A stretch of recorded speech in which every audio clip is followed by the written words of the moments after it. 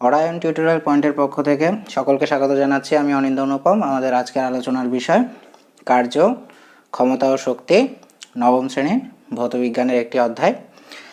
তো আমাদের যে প্রথম টপিকস সেটা হলো কার্য। কার্য বলতে আমরা কি বুঝি? কার্য বা কাজ। তো সাধারণ অর্থে আমরা কার্য বা কাজ বলতে যে কোনো কিছু করাকে বুঝলেও ভৌতবিজ্ঞানের ভাষায় যদি কার্য হতে হয় তাহলে একটি নির্দিষ্ট শর্ত অবশ্যই আমাদেরকে পূরণ করতে হবে। এবং সেই শর্তটি কি? সেই শর্তটি হলো সরণ। অর্থাৎ কোনো বস্তুর উপর যদি আমরা বল প্রয়োগ করি এবং বস্তুটির যদি সরণ ঘটে তাহলে সেই ক্ষেত্রে বল এবং সরণের গুণফলকে আমরা বলি কার্য। অথবা আমরা এভাবেও বলতে পারি যে কোনো বস্তুর উপরে বল প্রয়োগ করলে যদি বস্তুটির সরণ ঘটে বা বলের অভিমুখে যদি সরণের একটি উপাংশ থাকে তাহলে সেক্ষেত্রে বল এবং সরণের গুণফল বা বল এবং সরণের উপাংশের গুণফলকে আমরা বলি কার্য। তাহলে এই ব্যাপারটা কি সেটা আমরা একটু চিত্রের মাধ্যমে দেখার চেষ্টা করি। দেখো, মনে করো এটা হলো একটা ক্যারাম। তোমরা অনেকেই খেলেছো বা যদি তোমরা কেউ না খেলে থাকো তাহলে সেক্ষেত্রে দেখেছো নিশ্চয়। তো দেখো, এটা মনে করো ক্যারামের একটা গুটি, ঠিক আছে? এবং এটা হলো আমাদের স্ট্রাইকার। তাহলে এখন এই স্ট্রাইকার দিয়ে আমি যদি এই ক্যারামের গুটির এই বিন্দুতে যদি আঘাত করি তাহলে এই গুটিটা কোন দিকে যাবে? স্বাভাবিকভাবে আমরা বলতে পারি এই গুটিটা এইদিকে যাবে, ঠিক আছে? তাহলে এই যে বিন্দুটা, এই বিন্দুটার একটা নির্দিষ্ট নাম আছে। এই বিন্দুটার নাম হচ্ছে বলের প্রয়োগ বিন্দু। অর্থাৎ কোনো বস্তুর যে বিন্দুতে বলটা প্রযুক্ত হচ্ছে সেই বিন্দুকে আমরা বলি বলের প্রয়োগ বিন্দু। তাহলে দেখো, এই যে স্ট্রাইকার দিয়ে আমরা বল প্রয়োগ করলাম অর্থাৎ এফ, এবং এর এদিকে একটা সরণ ঘটলো সেটা হচ্ছে এস। তাহলে কার্য বা ওয়ার্ক ডান হবে W equals to F S, ঠিক আছে? অর্থাৎ কার্য সমান হচ্ছে বল ইন্টু সরণ, ঠিক আছে? তাহলে দেখো, এই বল হচ্ছে একটি ভেক্টর রাশি, সরণও হচ্ছে একটি ভেক্টর রাশি, কিন্তু কার্য হলো একটি স্কেলার রাশি, ঠিক আছে? অর্থাৎ এই ধরনের যে গুণ বল এবং সরণ অর্থাৎ দুটি ভেক্টর রাশির গুণ, কিন্তু এখানে যে ফলাফলটা আমরা পাচ্ছি বা যে প্রোডাক্টটা আমরা পাচ্ছি সেটা হলো একটি স্কেলার রাশি। এই ধরনের গুণকে আমরা বলি ভেক্টরের ডট গুণন। তোমরা পরবর্তী ক্লাসে বা যখন উচ্চতর ক্লাসে পড়বে তখন সেক্ষেত্রে তোমরা এই ডট গুণন বা ক্রস গুণন সম্পর্কে বিশদ আলোচনা পাবে এবং তখন তোমরা এটা বিশদে শিখবে। আপাতত জাস্ট এইটুকু তোমরা জেনে রাখো, দুটি ভেক্টর রাশির যে গুণনের ফলে একটি স্কেলার রাশি পাওয়া যায় সেই ধরনের গুণনকে আমরা বলি ভেক্টরের ডট গুণন, ঠিক আছে? তো দেখো, তার মানে কার্য হচ্ছে দুটি ভেক্টর রাশির ডট গুণন। কার্য সমান হচ্ছে বল ইন্টু সরণ। তাহলে এই যে বল ইন্টু সরণ, এখানে দেখো আমি কিন্তু ক্রস চিহ্নটা ব্যবহার করিনি, এখানে আমরা ডট চিহ্নটা ব্যবহার করেছি। তোমরাও ডট চিহ্নটাই ব্যবহার করবে। যখন তুমি কথায় লিখবে তখন তুমি চাইলে ক্রস চিহ্নটা ব্যবহার করতে পারো, ঠিক আছে? তাহলে এবার দেখো, এই যে বল এবং সরণটা ঘটলো, তাহলে আমরা এটা সহজে বুঝতে পারলাম যে এখানে বল প্রয়োগ হলো এই বিন্দুতে, অর্থাৎ এই বিন্দুটা হচ্ছে বলের প্রয়োগ বিন্দু। তাহলে এই বিন্দু হলো এখানে বলের প্রয়োগ বিন্দু, অর্থাৎ যে বিন্দুতে বলটা প্রযুক্ত হয়েছে বলের প্রয়োগ বিন্দু। বস্তুর উপর যে বিন্দুতে বল প্রযুক্ত হয় সেটাকে বলের প্রয়োগ বিন্দু বলে, এবং এই বলের ফলে বস্তুটার একটা সরণ ঘটেছে যেটাকে আমরা বলছি এস। তাহলে এটা তো সহজভাবে বোঝা গেল। এবার কথা হচ্ছে, দেখো মনে করো এটা হচ্ছে স্ট্রাইকার, এটা হচ্ছে স্ট্রাইকার এবং এখানে আছে গুটিটা। এবার আমি যখন এটাকে আঘাত করলাম তখন মনে করো এই স্ট্রাইকারটা গিয়ে এই গুটির এই বিন্দুতে আঘাত করলো বা এই বিন্দুতে বলটা প্রযুক্ত হলো। তাহলে এবার দেখো, এবার কিন্তু এই যে গুটিটা এটা কিন্তু আর সরল পথে যাবে না। অর্থাৎ বলের দিকে আমি যদি এর সরণটা নিতে চাইতাম, অর্থাৎ বলের দিকে যদি বস্তুটা সরণ হতো তাহলে সেক্ষেত্রে সেটা এই পথে যাওয়ার কথা ছিল, কিন্তু এই ক্ষেত্রে এটা এই পথে যাবে না, ঠিক আছে? এটা কোন দিকে যাবে? দেখো, এটা এখান থেকে চলে যাবে এই দিকে।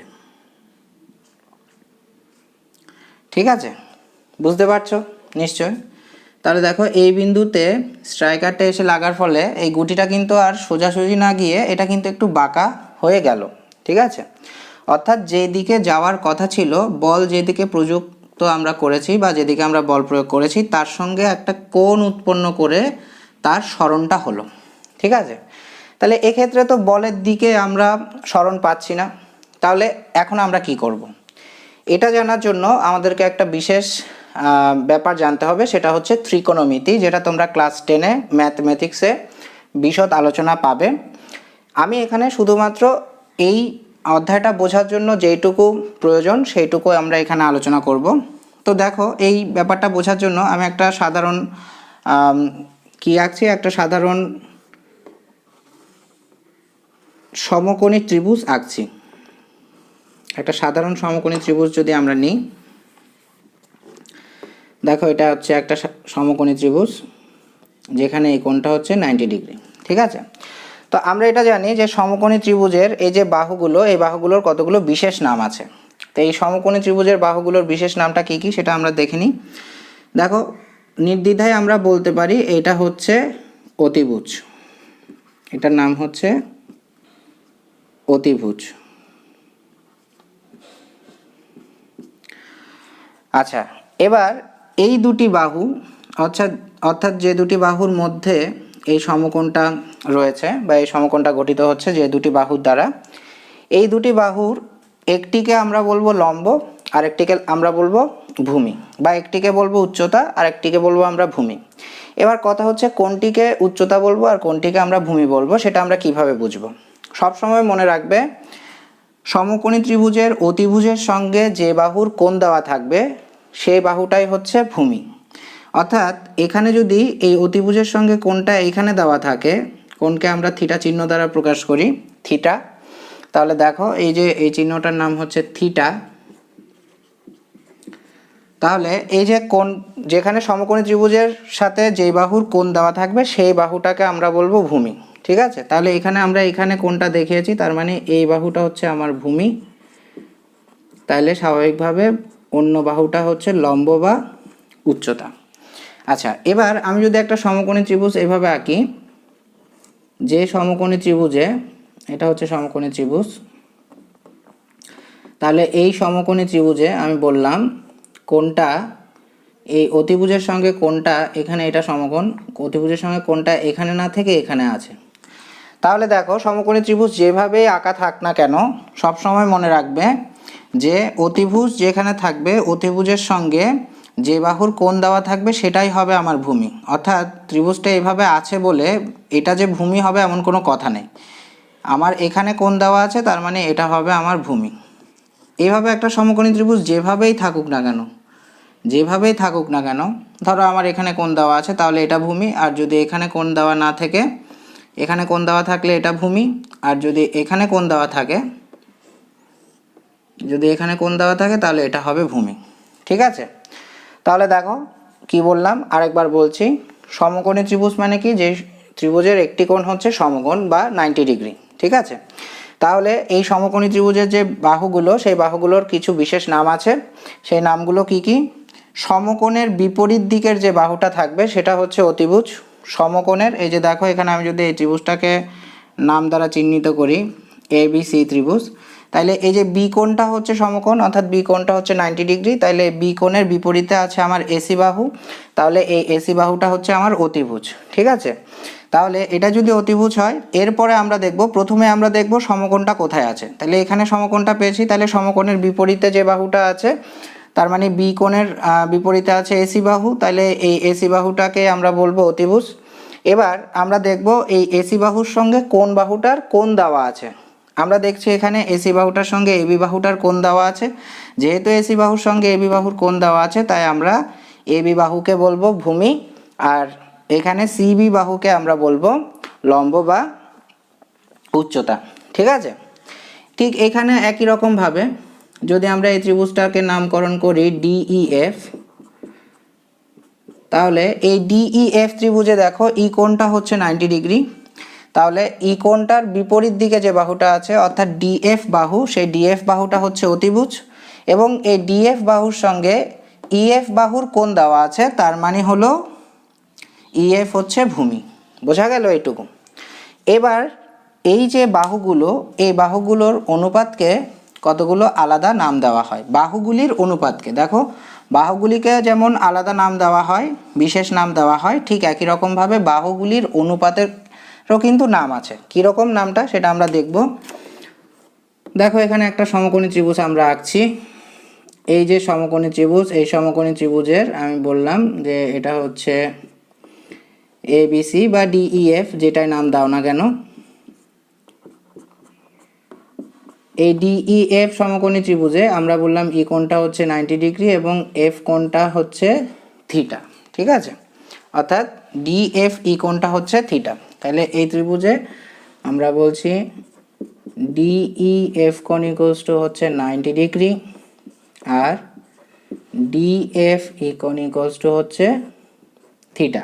ঠিক আছে, এবার এখানে তাহলে বাহুগুলোর নাম কি কি আসবে দেখো। ডিএফ বাহুটা অবশ্যই নিঃসন্দেহে অতিভুজ, তাহলে ডিএফ বাহুটা যদি অতিভুজ হয় তাহলে অর্থাৎ ই কোণের বিপরীত বাহু, তাহলে এবার আমরা দেখব ডিএফ এর সঙ্গে কার কোণ দেওয়া আছে। আমরা দেখছি ডিএফ এর সঙ্গে ইএফ এর কোণ দেওয়া আছে, তার মানে ইএফ হচ্ছে আমাদের ভূমি বা বেস। আর এই যে ডিই, এই ডিই বাহুটা হচ্ছে আমাদের লম্ব বা উচ্চতা, লম্ব বা উচ্চতা। ঠিক আছে, তাহলে এবার দেখো এই বাহুগুলির অনুপাতের আলাদা আলাদা নাম আছে। প্রথমত আমরা দেখব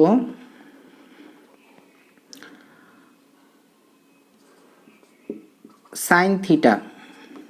এই সাইন থিটা সমান হচ্ছে লম্ব বাই অতিভুজ, অর্থাৎ সমকোণী ত্রিভুজের লম্ব এবং অতিভুজ এই দুটি বাহুর যে অনুপাত, এই দুটি বাহুর অনুপাতকে আমরা বলি সাইন থিটা।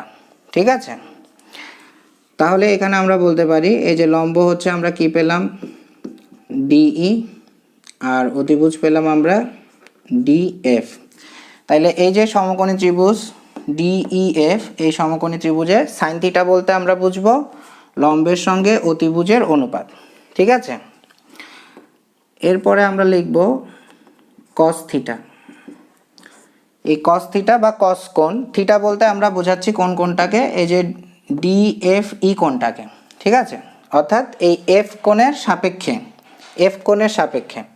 তাহলে সাইন থিটা, অর্থাৎ যখন আমি ডিএফ ই কোণটা নিয়ে আলোচনা করব সেই ক্ষেত্রে এই সমীকরণগুলো আসবে বা এই সম্পর্কগুলো আসবে। তাহলে সাইন থিটা সমান হচ্ছে লম্ব বাই অতিভুজ DE by DF. Cos theta সমান হচ্ছে ভূমি বাই অতিভুজ, ভূমি বাই অতিভুজ। তাহলে এটাকে বলবো আমরা কস থিটা। তাহলে এখান থেকে আমরা পাচ্ছি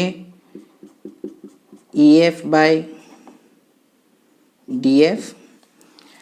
আরেকটা কোণ আমরা জানবো আপাতত, সেটা হলো ট্যান থিটা। এই ট্যান থিটা সমান হচ্ছে লম্ব বাই ভূমি, লম্ব বাই ভূমি। ঠিক আছে, এটাকে আমরা বলছি ডিই বাই ই এফ। ওকে, তাহলে sine theta, cos theta, tan theta. ঠিক আছে, এবার কথা হলো এগুলোকে সহজে মনে রাখার একটা উপায় আছে। দেখো সাইন থিটাকে আমরা সহজে মনে রাখতে পারি, এটাকে আমরা বলি লতি। লতি মানে হচ্ছে লম্ব বাই অতিভুজ, লম্বের ল অতিভুজের তি, তাহলে এটা হচ্ছে লতি। কস থিটা হচ্ছে ভূতি, ভূমি বাই অতিভুজ। ঠিক আছে, কস থিটা হচ্ছে ভূতি। এরা তিন ভাই, লতি ভূতি লঘু। ঠিক আছে, লম্ব বাই অতিভুজ, ভূমি বাই অতিভুজ, আর একটা হচ্ছে লম্ব বাই ভূমি লঘু। ঠিক আছে, এটা জাস্ট আমি মনে রাখার জন্য বললাম। তোমরা এখন এটাকে প্রথম জানছো বা নতুন শিখছো, তাই এটা তোমাদের মনে রাখতে সহজ হবে। দেখো এই যে সাইন থিটা সমান হচ্ছে লম্ব বাই অতিভুজ, কস থিটা হচ্ছে ভূমি বাই অতিভুজ, আর ট্যান থিটা হচ্ছে লম্ব বাই ভূমি। এবার কথা হলো এই যে আলোচনাটা, এই আলোচনাটা কেন করলাম বা এটার প্রয়োগটা কি আছে আমাদের এখানে সেটা আমরা দেখব। মনে করো এটা তো আমার প্রযুক্ত বল অর্থাৎ এফ, আর এই বিন্দুটাকে আমি নাম দিলাম ধরো ডি বিন্দু। ডি বিন্দুটা হচ্ছে এখানে বলের প্রয়োগ বিন্দু। তাহলে এই ডি বিন্দু থেকে সরণটা হওয়ার কথা ছিল এই দিকে, কিন্তু সরণটা এদিকে না হয়ে সরণটা হলো কোন দিকে, এই দিকে। তাহলে এবার দেখো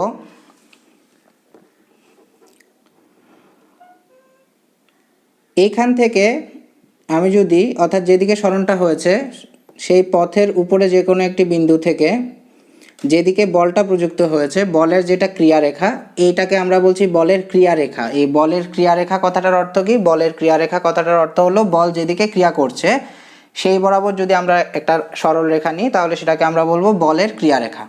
তাহলে দেখো বলটা ডি বিন্দুতে এরকম সরল রৈখিকভাবে ক্রিয়া করেছে, তাহলে এই ডি বিন্দু থেকে এই পাশের যে রেখাটা সেটাকে আমরা বলছি বলের ক্রিয়ারেখা। একটু পরে সেটাকে আমরা একটা নামকরণ করব।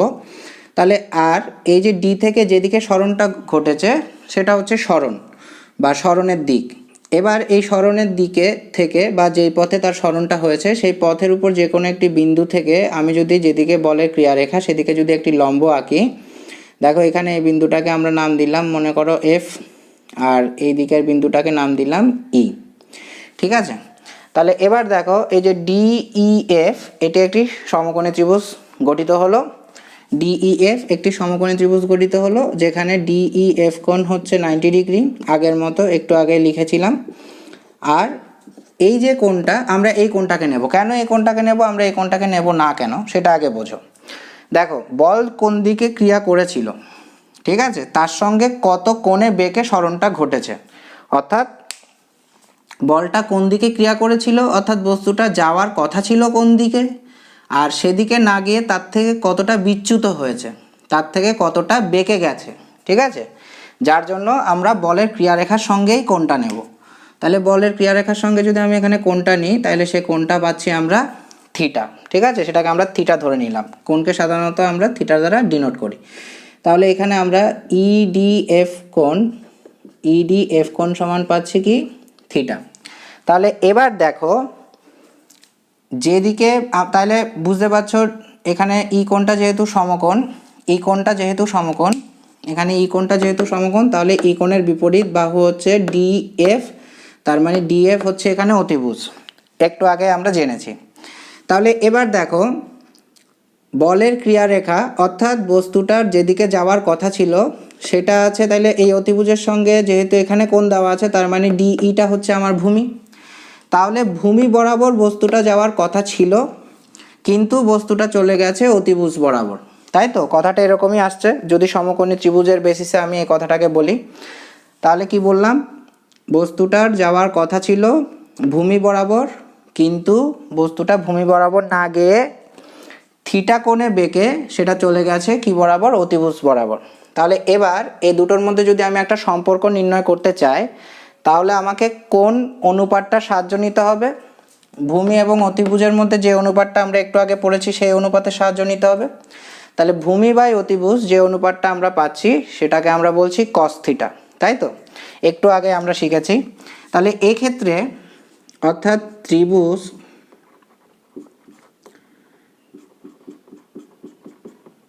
ডিইএফ এ আমি যদি কস থিটা নিই তাহলে কি পাবো, কস থিটা ইকুয়ালস টু পাবো ভূমি বাই অতিভুজ। তাহলে এই ত্রিভুজ অনুসারে আমার ভূমি হচ্ছে ডিই আর অতিভুজ হচ্ছে ডিএফ। অর্থাৎ এখানে আমরা যেটা ডিই পেয়েছি সেটাকে আমরা ধরে নিতে পারি এক্স, আর যেটা ডিএফ যে পথে তার সরণটা ঘটেছে সেটাকে আমরা ধরে নিলাম এস। তাহলে ডিইকে আমরা এক্স দ্বারা প্রকাশ করছি আর ডিএফকে আমরা এস দ্বারা প্রকাশ করছি। তাহলে দেখো এখান থেকে আমরা লিখতে পারি সুতরাং x equals to S cos theta. তাহলে দেখো এই যে এক্স, এই এক্সটাকে আমরা বলছি বলের ক্রিয়ারেখার দিকে সরণের উপাংশ। কি বললাম, এই যে এক্স, এই এক্সটাকে আমরা বলছি বলের ক্রিয়ারেখার দিকে সরণের উপাংশ। তাহলে দেখো কার্যের যে সংজ্ঞা আমি বলেছিলাম আলোচনার প্রথমেই, সেই সংজ্ঞাটা কি ছিল আরও একবার রিপিট করছি। দেখো কার্য হচ্ছে যদি কোনো বস্তুর উপর বল প্রয়োগ করা হয় এবং যদি বস্তুটি সরণ ঘটে, তাহলে বল এবং সরণের গুণফলকে, ঠিক আছে, বলা হয় কার্য। তাহলে কি বললাম, আবার বলছি, দেখো কোনো বস্তুর উপর বল প্রয়োগ করলে যদি বলের দিকে বস্তুটির সরণ ঘটে বা বলের অভিমুখে বা বলের প্রয়োগ বিন্দুর অভিমুখে, ঠিক আছে, বিভিন্ন বই বিভিন্নভাবে লেখা আছে, কিন্তু সবটারই মেন উদ্দেশ্য একই বা মেন যে মানেটা বা অর্থটা সেটা একই। তাহলে দেখো কোনো বস্তুর উপর বল প্রয়োগ করলে যদি বলের প্রয়োগ বিন্দুর অভিমুখে, অর্থাৎ বল যেদিকে আমরা প্রয়োগ করেছি সেই দিকেই যদি বস্তুটি সরণ ঘটে, তাহলে সেক্ষেত্রে আমরা কার্য বলবো সেই বল এবং সরণের গুণফলকে।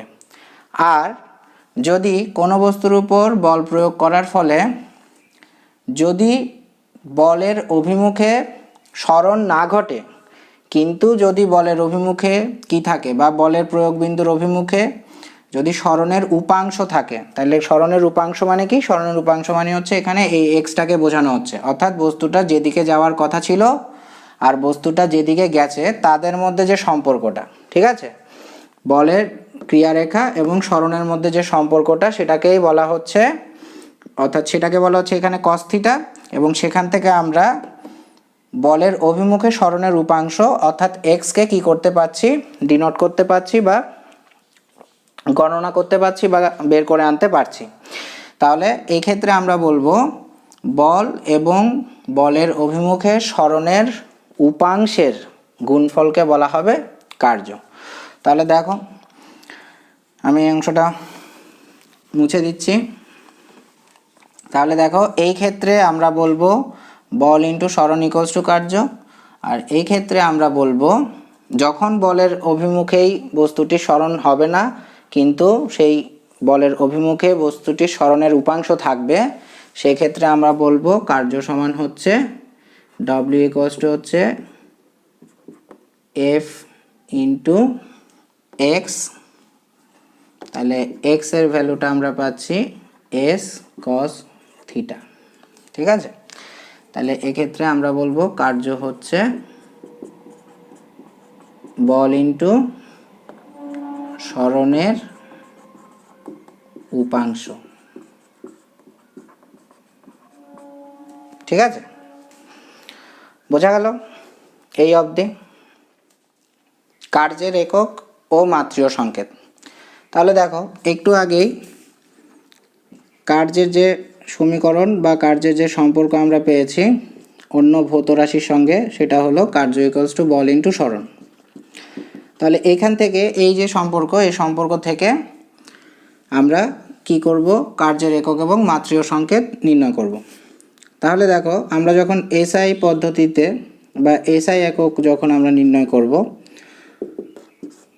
বলের এসআই একক হচ্ছে নিউটন, তোমরা ইতিমধ্যেই জানো যে বলের এসআই একক হলো নিউটন আর সরণের এসআই একক হলো মিটার। তাহলে এই যে নিউটন ইন্টু মিটার বা এই যে নিউটন মিটার, এই নিউটন মিটারকে বলা হচ্ছে জুল, ঠিক আছে। তাইলে কার্যের এসআই একক হচ্ছে জুল। তাহলে এখান থেকে আমরা এক জুলের সংজ্ঞাটাও জেনে নেব।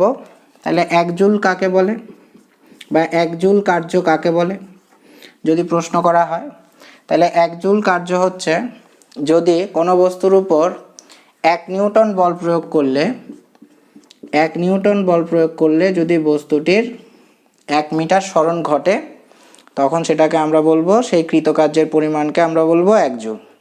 অর্থাৎ 1 নিউটন বলের প্রয়োগের ফলে বলের যে প্রয়োগ বিন্দু তার সরণ যদি 1 মিটার হয় বা বস্তুর সরণ যদি 1 মিটার হয় সহজে বলতে পারো, তাহলে সেই ক্ষেত্রে কৃতকার্যের পরিমাণকে আমরা বলবো 1 জুল, ঠিক আছে।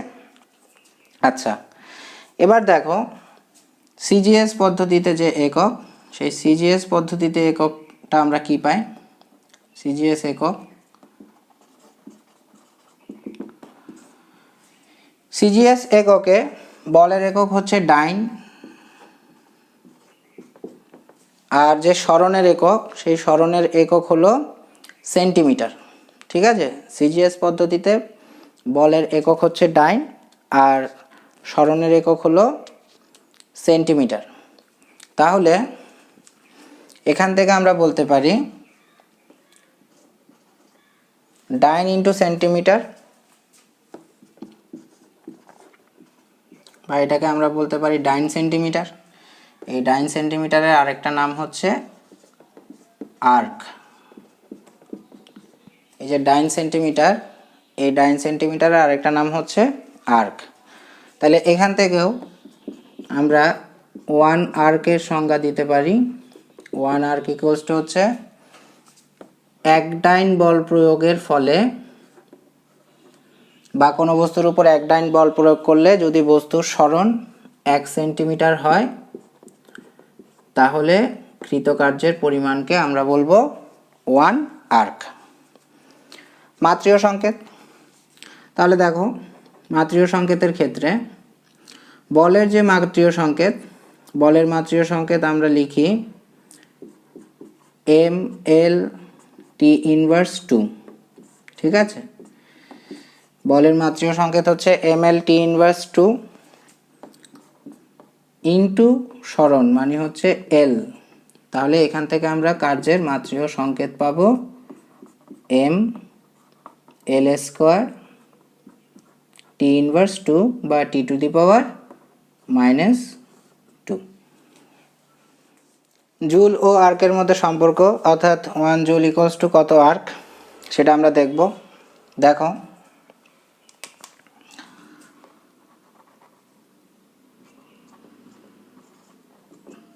1 জুলকে আমরা লিখতে পারি 1 নিউটন ইন্টু 1 মিটার, তাই তো।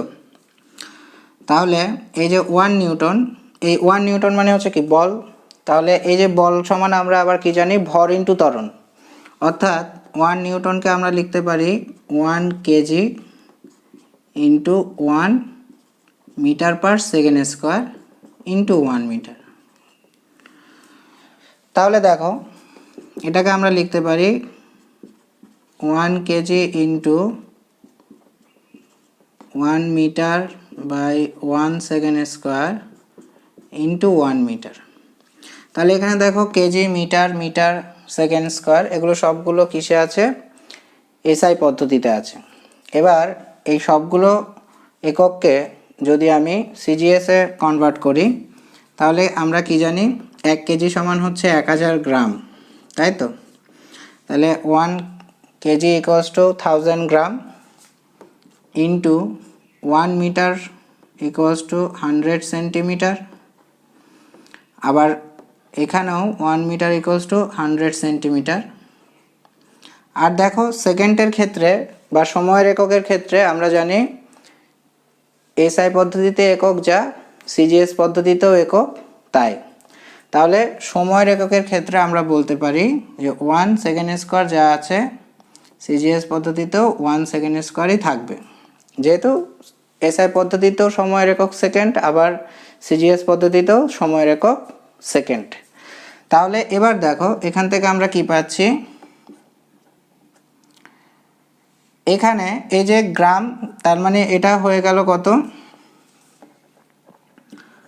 1000 গ্রাম ইন্টু 100 সেন্টিমিটার পার সেকেন্ড স্কোয়ার ইন্টু 100 সেন্টিমিটার। তাহলে এখানে দেখো এই যে গ্রাম ইন্টু সেন্টিমিটার পার সেকেন্ড স্কোয়ার, এটা হচ্ছে আবার ডাইন, তাই তো। তাহলে এখান থেকে আমরা লিখতে পারি 1,000,000 ডাইন ইন্টু 100 সেন্টিমিটার। তাহলে এখান থেকে আমরা লিখতে পারি 1 2 3 4 5 6 7 অর্থাৎ 10 to the power 7 dine centimetre. তাহলে ডাইন সেন্টিমিটার ইকুয়ালস টু আমরা জানি কি আর্ক। তাহলে এটাই হলো 1 জুল এবং 1 আর্কের মধ্যে সম্পর্ক। এবার দেখো যদি তোমাকে প্রশ্ন করে যে 1 জুল সমান কত আর্ক, 1 নম্বরের কোশ্চেন, তাহলে সেক্ষেত্রে তুমি ডিরেক্ট লিখে দেবে যে 1 joule equals to 10 to the power 7 erg. আর যদি তোমাকে বলে জুল এবং আর্কের মধ্যে সম্পর্কটি প্রতিষ্ঠা করো বা দেখাও, তখন কিন্তু তোমাকে এইভাবে সম্পূর্ণ সম্পর্কটাই দেখাতে হবে বা সম্পর্কটা কিভাবে এসেছে সেটা করে দেখাতে হবে ক্যালকুলেশনটা।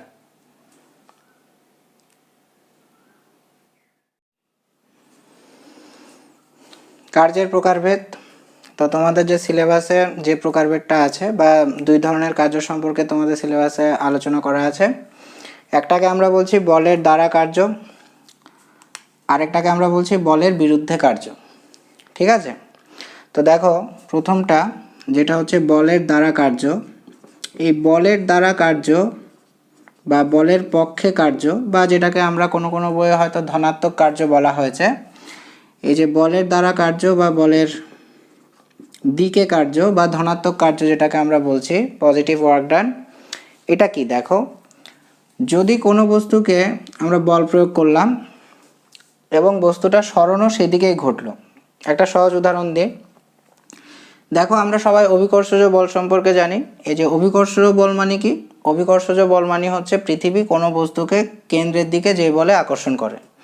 ঠিক আছে, পৃথিবী যে কোনো বস্তুকে তার কেন্দ্রের দিকে যে বলে আকর্ষণ করে সেটাকে আমরা বলি অভিকর্ষজ বল। তাহলে এবার দেখো, যখন আমি একটা পেনকে এভাবে রাখলাম, তাহলে এই পেনটার উপরে অভিকর্ষজ বল কোন দিকে কাজ করছে, নিচের দিকে ক্রিয়া করছে, তাই তো। তাহলে এবার আমি যদি পেনটাকে ছেড়ে দিই, তাহলে পেনটা কোন দিকে পড়লো, নিচের দিকে পড়লো। তার মানে কি, তার মানে হলো অভিকর্ষজ বলের দিকে পেনটার সরণ ঘটলো, তাই তো। তাহলে এই ধরনের যে কার্য, এই ধরনের কার্যকে অর্থাৎ যেদিকে বল প্রযুক্ত হচ্ছে বস্তুর সরণও যদি সেই দিকে ঘটে, বা সাধারণত কোনো একটা অনুভূমিক তলের ক্ষেত্রেও আমরা এটাকে বলতে পারি, যে কোনো একটা অনুভূমিক তলের উপর মনে করো একটা যে কোনো একটা অনুভূমিক তল, মনে করো এটা হচ্ছে একটা অনুভূমিক তল, তাহলে এই অনুভূমিক তলের উপর একটা বস্তু এখানে আছে, এখান থেকে এটাকে আমরা এদিকে বল প্রয়োগ করে এখানে সরিয়ে রাখলাম, তাহলে আমি যেদিকে বল প্রয়োগ করলাম বস্তুটার সরণও সেই দিকে ঘটলো। এই ধরনের যে কার্য, এই ধরনের কার্যকে আমরা বলি বলের দ্বারা কার্য বা ধনাত্মক কার্য বা বলের দিকে কার্য। ঠিক আছে, তাহলে কি বললাম, যদি বস্তুর সরণ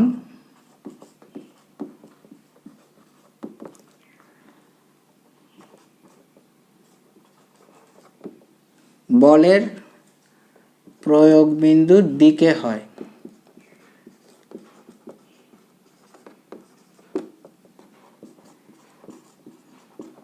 তাহলে যদি বস্তুর সরণ বলের প্রয়োগ বিন্দুর দিকে হয়, অর্থাৎ যেদিকে আমরা বল প্রয়োগ করেছি যদি বস্তুটার সরণ সেদিকে হয়, তাহলে সেটাকে আমরা বলি বলের দ্বারা কার্য। ঠিক আছে, যেমন অভিকর্ষ বলের ক্ষেত্রে বস্তুর পরন্ত বস্তু, অর্থাৎ যে বস্তুটা নিচের দিকে পড়ছে এই ধরনের কোনো একটি বস্তু, বা অনুভূমিক ক্ষেত্রে যদি একটি অনুভূমিক তলের উপর একটি বস্তুকে আমরা যেদিকে বল প্রয়োগ করেছি বস্তুটা যদি সেদিকে সরে যায়, তাহলে সেটাকে আমরা বলবো বলের দ্বারা কার্য বা ধনাত্মক কার্য। আর বলের বিরুদ্ধে কার্য, এই বলের বিরুদ্ধে কার্য ব্যাপারটা কি দেখো, বলের বিরুদ্ধে কার্য বা ঋণাত্মক কার্য বা বলের বিপরীত দিকে কার্য। তাহলে এই বলের বিরুদ্ধে কার্য এইটা কি, বলের বিরুদ্ধে কার্য হচ্ছে যদি বস্তুর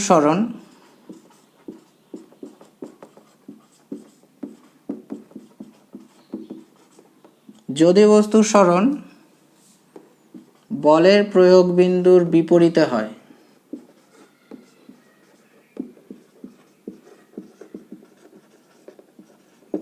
বলের প্রয়োগ বিন্দুর বিপরীতে হয়। তাহলে দেখো, এটা শুনে একটু কঠিন মনে হচ্ছে হয়তো, যে আমি বল প্রয়োগ করলাম একদিকে কিন্তু বস্তুটার সরণ অন্যদিকে হলো, এটা কি করে সম্ভব। দেখো এই ক্ষেত্রে আমি প্রথম বলি, ধরো এই যে বস্তুটা এখানে আছে, তার মানে কি এই বস্তুটা এখানে থাক বা এখানে থাক, যেখানে থাক না কেন এর উপর অভিকর্ষজ বল সবসময় কি নিচের দিকেই ক্রিয়া করবে, তাই তো, অর্থাৎ পৃথিবীর কেন্দ্রের দিকে ক্রিয়া করবে। তাহলে এবার দেখো আমি এই মার্কারটাকে যখন উপরের দিকে তুলছি, তাহলে আমি এই মার্কারটাকে উপরের দিকে তোলা অবস্থায় অভিকর্ষ বল কি এর উপর কাজ করছে না, নিশ্চয়ই কাজ করছে। তাহলে দেখো অভিকর্ষজ বলের সাপেক্ষে যদি আমি এই ঘটনাটাকে ব্যাখ্যা করি বা অভিকর্ষজ বলের সাপেক্ষে যদি এই ঘটনাটাকে আমি বর্ণনা করি, তাহলে সেই ক্ষেত্রে আমরা বলতে পারি যে এই ক্ষেত্রে সরণটা অভিকর্ষজ বলের বিপরীতে হচ্ছে, অর্থাৎ এই অবস্থাতেও বস্তুটার উপর প্রযুক্ত বল অর্থাৎ পৃথিবীর যে আকর্ষণ বল, সেই আকর্ষণ বল কেন্দ্রের দিকে কাজ করছে, কিন্তু বস্তুটা সরণ ঘটছে তার বিপরীত দিকে। তাহলে এই ধরনের ক্ষেত্রে এটা হলো এই অভিকর্ষজ বলের ক্ষেত্রে এটাকে আমরা বলতে পারি বলের বিরুদ্ধে কার্য বা ঋণাত্মক কার্য। আবার আমার প্রযুক্ত বলের সাপেক্ষে এটাকে আমরা বলতে পারি ধনাত্মক কার্য। দেখো ভালো করে খেয়াল করো বা এই ব্যাপারটা ভালো করে বুঝে নাও। যখন একটি বস্তুকে তুমি নিচ থেকে উপরের দিকে তুলবে তখন কি হবে দেখো, অভিকর্ষজ বলের সাপেক্ষে সেই কার্যটি হবে ঋণাত্মক কার্য বা বলের বিরুদ্ধে কার্য। কেন? কারণ যখন একটি বস্তুকে আমরা উপরের দিকে তুলছি তখন বস্তুটির ওজন কিন্তু নিচের দিকেই কাজ করছে। ওজন বলতে আমরা কি বুঝি? ওজন বলতে আমরা অভিকর্ষজ বলকে বুঝি। ওজন মানেই হচ্ছে অভিকর্ষজ বল। এই অভিকর্ষজ বল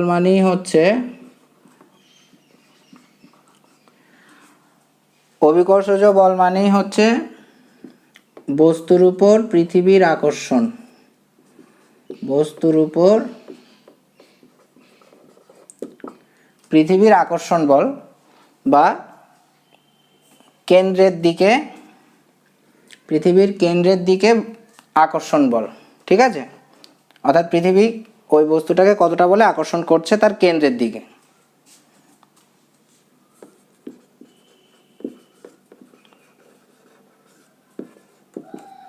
বস্তুর উপর পৃথিবীর আকর্ষণ বল।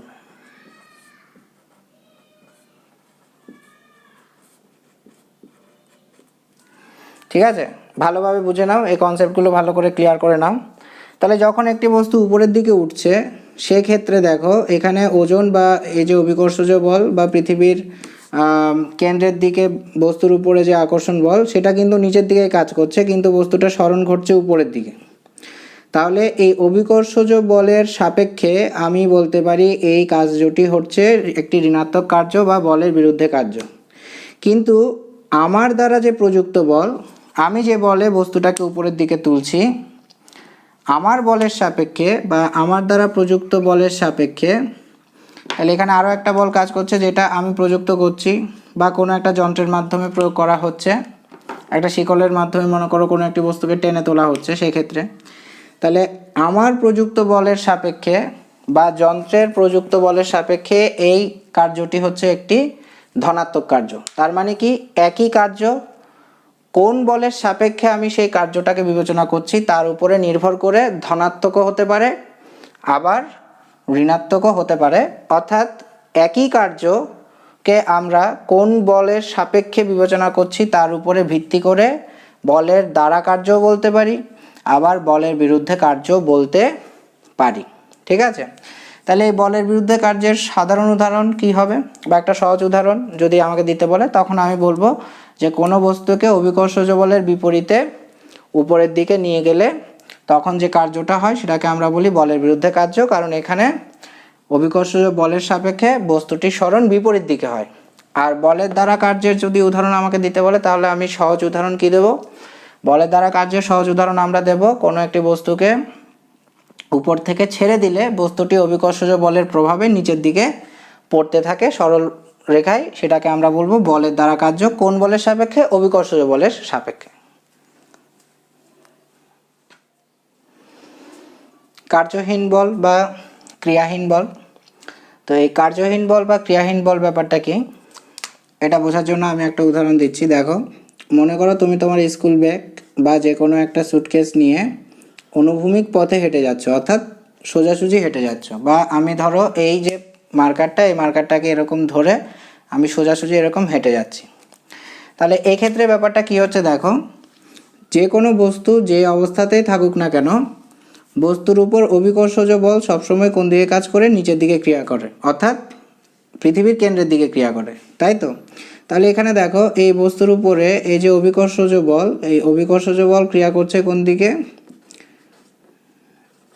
অভিকর্ষজ বল ক্রিয়া করছে নিচের দিকে বা পৃথিবীর কেন্দ্রের দিকে। আর এখানে এই যে বস্তুটার যে সরণ, এই বস্তুটার সরণ হচ্ছে এই বলের ক্রিয়ারেখার সঙ্গে 90 ডিগ্রি কোণে, তাই তো? বলের ক্রিয়ারেখার সঙ্গে 90 ডিগ্রি কোণে এখানে সরণটা হচ্ছে। তাহলে এবার যেহেতু বলের ক্রিয়ারেখা এবং সরণের মধ্যে কোণ হচ্ছে 90 ডিগ্রি, তাহলে এক্ষেত্রে আমি যদি কার্যের রাশিমালা লিখি, তাহলে সেই কার্যের রাশিমালা হবে W = Fs cos θ। ঠিক আছে, এটাকে আমরা বলছি F আর এদিকে হচ্ছে S। তাহলে কেন? কারণ হচ্ছে এখানে অভিকর্ষজ বলের দিকে কিন্তু সরণটা হচ্ছে না। ঠিক আছে, সরণটা হচ্ছে অভিকর্ষজ বলের সঙ্গে 90 ডিগ্রি কোণ করে।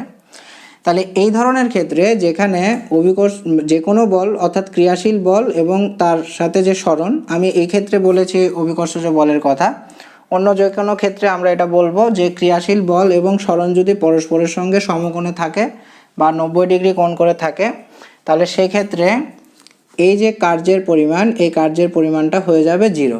কেন 0 হয়ে যাবে? কারণ হচ্ছে এই যে Fs cos 90 ডিগ্রি, এই যে cos 90 ডিগ্রি, এই cos 90 ডিগ্রির মান হচ্ছে, যখন cos 90 ডিগ্রি হয় তখন cos 90 ডিগ্রির মান হয়ে যায় 0। তাহলে 0 ইন্টু এখানে যে মানই থাকুক না কেন, এই টোটাল গুণফলটা হয়ে যাবে 0।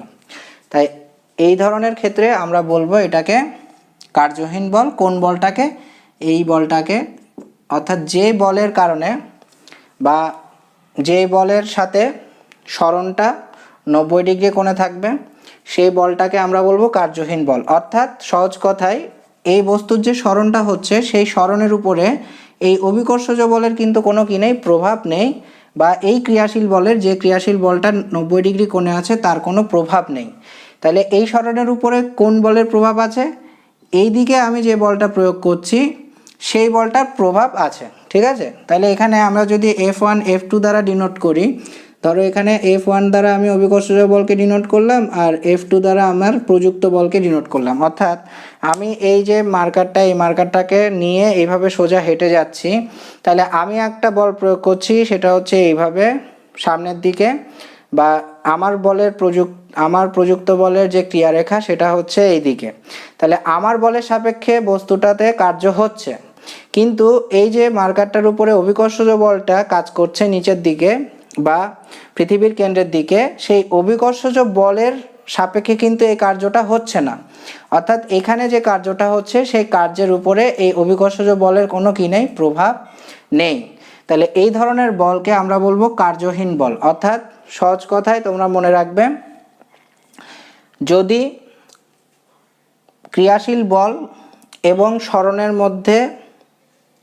মধ্যবর্তী কোণ যদি 90 ডিগ্রি হয়, তাহলে সেক্ষেত্রে বস্তুর সরণের উপরে ওই বলের কোনো কি থাকে না, প্রভাব থাকে না। এই ধরনের বলকে আমরা বলি কার্যহীন বল বা ক্রিয়াহীন বল।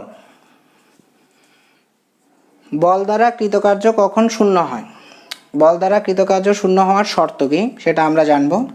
দেখো, আমরা যে কার্যের সমীকরণ জানি, সেটা হচ্ছে একটা সমীকরণ আমরা জানি W = Fs। তাহলে এক্ষেত্রে যদি বলের মান থাকে কিন্তু সরণের মান যদি শূন্য হয়, তাহলে এক্ষেত্রে আমরা বলবো যদি সরণ শূন্য হয়, অর্থাৎ যদি S = 0 হয়, তাহলে এটার একটা উদাহরণ দেখা যাক। মনে করো একটা দেওয়ালের উপর তুমি একটা জোরে কি করলে, আঘাত করলে বা একটা ঘুষি মারলে, তাহলে দেখো সেক্ষেত্রে দেওয়ালটা কিন্তু মোটেও সরল না, অর্থাৎ দেওয়ালটার কোনো সরণই এখানে হলো না, কিন্তু তুমি বল প্রয়োগ করলে। তাহলে এক্ষেত্রে আমার বলের মান আছে কিন্তু সরণের কোনো মান নেই। ঠিক আছে, তাহলে এই ধরনের ক্ষেত্রে যদি সরণ শূন্য হয়, তখন আমরা কার্যের মানটা কত পাবো? শূন্য পাবো। যদি সরণ শূন্য হয় তাহলে W × F × 0, তার মানে হচ্ছে 0 হয়ে যাবে। তাহলে 1 হতে পারে এই ক্ষেত্রে কার্য শূন্য।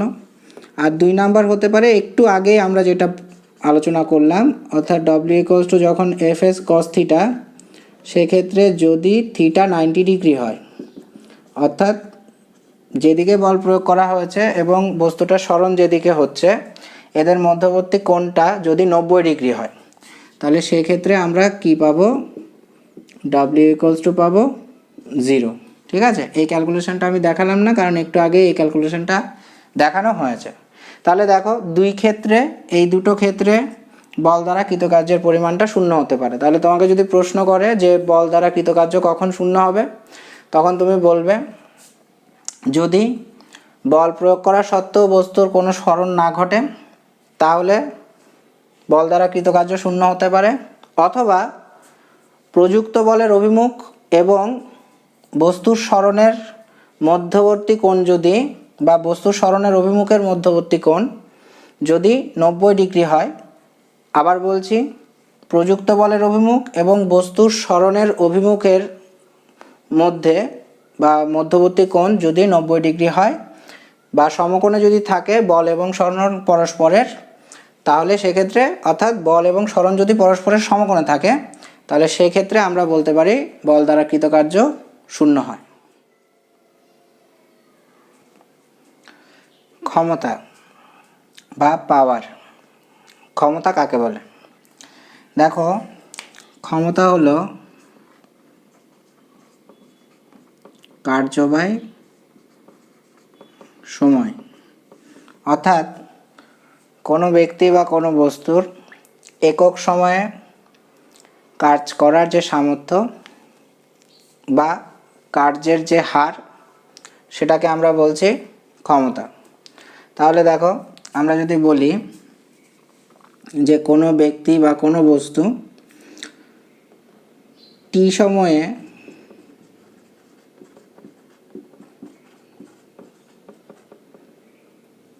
কার্য করতে পারে বা কার্য সম্পাদন করে,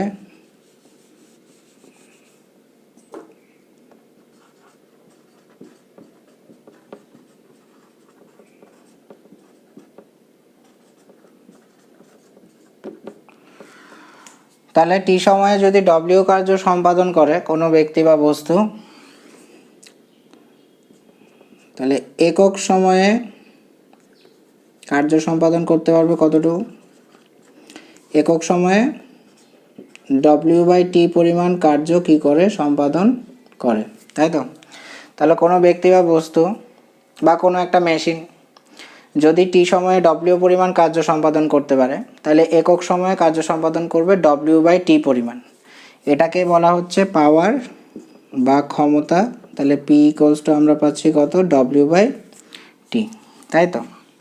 আচ্ছা, এখান থেকে দেখো আরেকটা সম্পর্ক আমরা পাই, সেটা হলো পি ইকুয়ালস টু যদি ডব্লিউ বাই টি হয়, অর্থাৎ কার্য বাই সময় হয়, তাহলে আবার দেখো এই যে কার্য বাই সময়, এই কার্য সমান হচ্ছে আবার কি? বল ইন্টু সরণ। কার্য সমান হচ্ছে বল ইন্টু সরণ, তাহলে কার্য সমান তাহলে ক্ষমতা সমান আমরা কি পাবো? বল ইন্টু সরণ বাই সময়। এবার এই যে বল ইন্টু সরণ বাই সময়, এখানে আমি যদি এটাকে এভাবে লিখি যে বল ইন্টু সরণ বাই সময়, তাহলে দেখো এই যে সরণ বাই সময়কে আমরা বলি কি? বেগ, তাই তো? তাহলে এখান থেকে আমরা পাবো ক্ষমতা সমান হচ্ছে বল ইন্টু বেগ। দেখো এটা কিভাবে লিখলাম? এটা লিখলাম, দেখো এ ইন্টু বি বাই সি যদি থাকে, তাহলে সেটাকে আমরা চাইলে এ ইন্টু বি বাই সি লিখতে পারি। একই অর্থই প্রকাশ করে এবং একই মানকে প্রকাশ করে, তাই তো? ঠিক একই রকমভাবে এখানে আমরা বল ইন্টু সরণ বাই সময়কে লিখেছি বল ইন্টু সরণ বাই সময়, আলাদা করে লিখেছি। তাহলে এবার এই যে সরণ বাই সময়, এই সরণ বাই সময়কে আমরা বলছি বেগ, ঠিক আছে? তাহলে এবার কার্য সমান আমরা পেয়েছিলাম বল ইন্টু সরণ, আর ক্ষমতা সমান আমরা পাচ্ছি কি? বল ইন্টু বেগ। এবার এই যে ক্ষমতা, এই ক্ষমতার একক যদি আমরা বের করি, তাহলে এসআই এককটা কি পাবো? এসআই একক পাবো, কার্যের এসআই একক হচ্ছে জুল আর সময়ের এসআই একক হচ্ছে সেকেন্ড, তার মানে হচ্ছে জুল পার সেকেন্ড। তাহলে এই যে জুল পার সেকেন্ড, এটাকে আমরা বলছি ওয়াট, এটাকে আমরা বলছি ওয়াট, এবং এটাকে ডব্লিউ দ্বারা, ক্যাপিটাল ডব্লিউ দ্বারা এটাকে প্রকাশ করা হয়। তাহলে 1 ওয়াট ক্ষমতা বলতে আমরা কি বুঝবো? তাহলে কোনো ব্যক্তি, বস্তু বা যন্ত্র যদি 1 সেকেন্ডে 1 জুল কার্য সম্পাদন করতে পারে, তাহলে সেটাকে আমরা বলবো, তার ক্ষমতাকে বলবো 1 ওয়াট। আর সিজিএস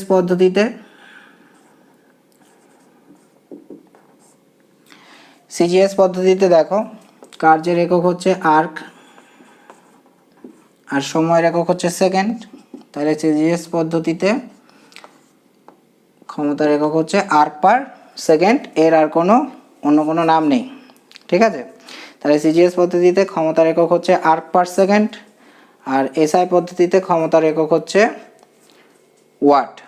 তাহলে এক্ষেত্রে 1 আর্ক পার সেকেন্ড অর্থ কী? অর্থাৎ কোনো ব্যক্তি, বস্তু বা যন্ত্র যদি 1 সেকেন্ডে 1 আর্ক বা 1 আর্ক কার্য সম্পাদন করতে পারে, তখন সেটাকে আমরা বলবো, তার ক্ষমতাকে বলবো 1 আর্ক পার সেকেন্ড।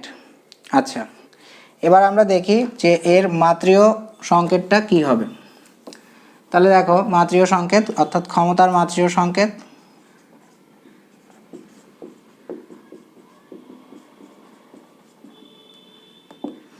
তাহলে কার্যের যে মাত্রিয় সংকেত আমরা পেয়েছিলাম সেটা হচ্ছে M L square T inverse 2 divided by T. তার মানে তাহলে এখান থেকে আমরা লিখতে পারি M L square T inverse 3। তাহলে এটা হচ্ছে ক্ষমতার মাত্রিয় সংকেত। আচ্ছা, এবার দেখো, ক্ষমতার একটা ব্যবহারিক একক আছে, সেই ব্যবহারিক এককের নাম হচ্ছে হর্স পাওয়ার। ঠিক আছে, ক্ষমতার একটা ব্যবহারিক একক আছে যেটার নাম হচ্ছে হর্স পাওয়ার, বা এটাকে আমরা বলছি এফপিএস পদ্ধতিতে ক্ষমতার ব্যবহারিক একক। তাহলে এই যে 1 হর্স পাওয়ার, এই 1 হর্স পাওয়ার ইকুয়ালস টু হচ্ছে 746 ওয়াট প্রায়, এবং এটার যে সংজ্ঞা, সেই সংজ্ঞা হলো 550 পাউন্ড ভরের কোনো বস্তুকে 1 সেকেন্ডে অভিকর্ষজ বলের বিরুদ্ধে উল্লম্বভাবে বা লম্বভাবে উপরের দিকে 1 ফুট তুলতে যে পরিমাণ কি হয় প্রয়োজনীয় যে ক্ষমতা, অর্থাৎ যে পরিমাণ কার্যটা করতে হচ্ছে প্রতি 1 সেকেন্ডে 550 পাউন্ড ভরের কোনো একটি বস্তুকে অভিকর্ষজ বলের বিরুদ্ধে 1 ফুট উপরে তুলতে, সেটাকে বলা হচ্ছে 1 হর্স পাওয়ার। ঠিক আছে, এটা হচ্ছে এফপিএস পদ্ধতিতে। আমরা যদি লিখি এফপিএস পদ্ধতি অর্থাৎ ফুট পাউন্ড সেকেন্ড পদ্ধতি। ফুট পাউন্ড সেকেন্ড পদ্ধতি অর্থাৎ কি? যেখানে দৈর্ঘ্যকে ফুট দ্বারা, ভরকে পাউন্ড দ্বারা এবং সময়কে সেকেন্ড দ্বারা প্রকাশ করা হয়, সেটাই হচ্ছে এফপিএস পদ্ধতি। ঠিক আছে, তাহলে এই এফপিএস পদ্ধতিতে আমরা বলতে পারি ক্ষমতার একক হচ্ছে হর্স পাওয়ার। ঠিক আছে, এফপিএস পদ্ধতিতে ক্ষমতার একক হর্স পাওয়ার বা 1 এইচপি দ্বারা এটাকে ডিনোট করা হয়। তাহলে এই 1 এইচপি ইকুয়ালস টু আমরা বলতে পারি 746 ওয়াট প্রায়, এবং এর সংজ্ঞাটা কি? এই 1 হর্স পাওয়ারের সংজ্ঞা হচ্ছে 550 পাউন্ড।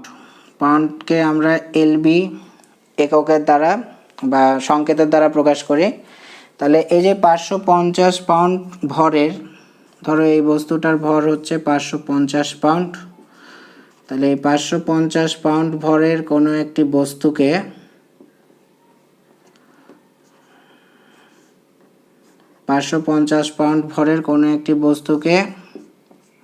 অভিকর্ষজ বলের বিরুদ্ধে 1 সেকেন্ডে 1 ফিট উপরে তুলতে, কি বললাম, 1 সেকেন্ডে 1 ফিট উপরে তুলতে যে পরিমাণ ক্ষমতার প্রয়োজন, সেটাকে আমরা বলছি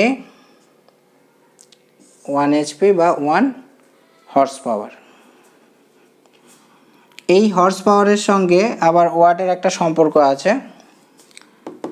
ওয়াটের একটা বড় একক হচ্ছে কিলোওয়াট। তাহলে এই যে 1 কিলোওয়াট, এই 1 কিলোওয়াট ইকুয়ালস টু হচ্ছে 1.34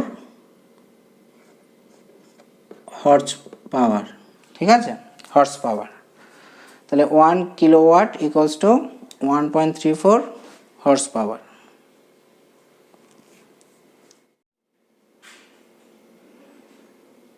আশা করছি ভিডিওটি তোমাদের ভালো লেগেছে এবং ভিডিওতে আলোচিত টপিকসগুলো তোমরা বুঝতে পেরেছ। আমরা আমাদের আজকের আলোচনা কার্য এবং ক্ষমতা এই দুটি বিষয়ে সীমাবদ্ধ রাখলাম। পরবর্তীতে আবার শক্তি অংশটা নিয়ে একটা নতুন ভিডিও আসবে, এবং তোমরা যারা এই চ্যানেলটিতে নতুন অবশ্যই চ্যানেলটিকে সাবস্ক্রাইব করো যাতে পরবর্তী ভিডিওগুলোর নোটিফিকেশন তোমরা পেতে পারো। এবং এই ভিডিওটি ভালো লেগে থাকলে প্রচুর পরিমাণে শেয়ার করো, লাইক করো এবং কমেন্টের মাধ্যমে জানাও যে তোমাদের কোনো প্রশ্ন আছে কিনা বা কোনো কিছু পুনরায় আবার বুঝিয়ে দিতে হবে কিনা। সকলে ভালো থাকো, সুস্থ থাকো, ধন্যবাদ।